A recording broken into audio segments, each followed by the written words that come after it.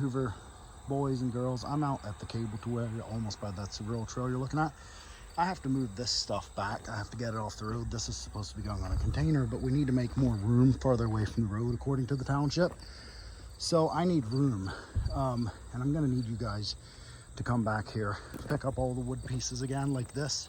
There's not that many anymore because the boys mostly got it, but take those over to the, I think the boys have a wood pallet over there. Find an empty pallet, sort of junkier pallet to throw all the wood on. And then we need to lay down pallets and lay out all these pictures, a couple inches apart each, because we need to photograph and measure every last thing. Sorry, pictures, not pictures, all these pieces.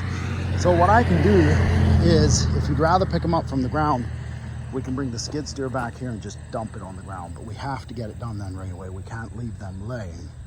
Or you can lift them out and lay them on the pallets, and I can come back and do the photography and the pictures, and I can help lay them out if you get into heavier stuff. You just need to try to get that pallet taken care of, that skid, and then once it's all laid out, we can take a forklift and take it over to that shed and put it into storage. Thing is, we might not be able to get into the shed, so we might have to lift it to carry it into the shed, but at least when it's photographed and stuff. Thread protectors need pulled up, greased on the inside, and either screwed onto tooling or then sorted onto pallets by size. Strap to roll up, broken thread protector, metal dumpster, trash to go on the wood pallet. And then any cable tooling that can lift needs on pallets, I can do it probably because I think most of it's going to be too heavy. And then this is what I was talking, that tooling needs laid out on pallets. Something like this is too crowded. I mean, it's good, at least it's on a pallet, but these pallets are too crowded. It needs more spread out so we can measure it. This one's pretty close. Well, this one's probably good enough because I'm gonna throw some of this stuff out probably. But yeah, there's some more wood pieces to pick up. Yeah, so it's pretty simple.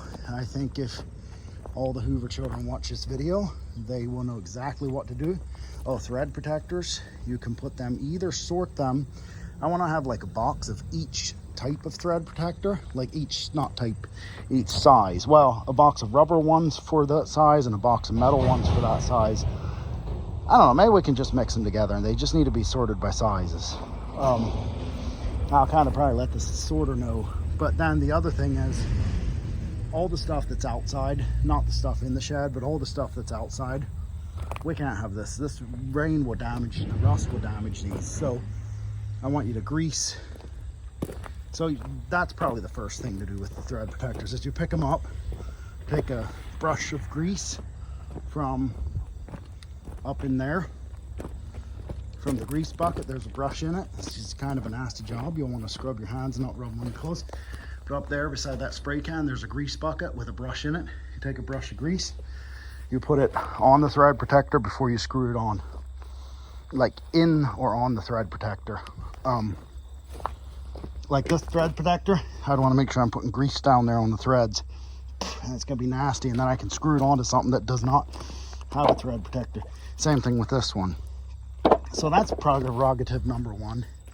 Let's get all the stuff that is outside, not in the shed, but outside, on here, on the ground, in this row, and in the row over by the rail trail. Every thread should have properly fitting shoulder thread protector on it. The thread protector, so let's pretend this piece is a thread protector and that piece is something else. Because see how they screwed two pieces together here? We're pretending this one's a thread protector. See, they didn't screw it up the whole way. I don't want that. They need to be screwed on the whole way, tight, like, I mean, you don't need to like tighten it with a wrench or anything like that, but like finger tight.